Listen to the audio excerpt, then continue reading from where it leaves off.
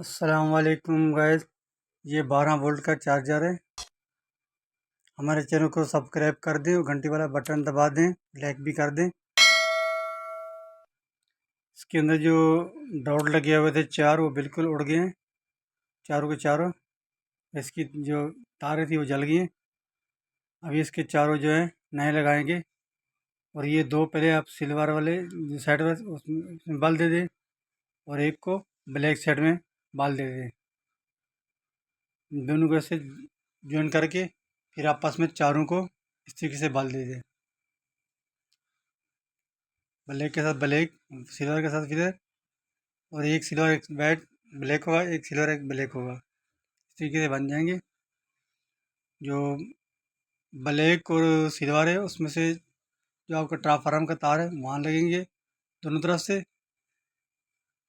और सिल्वर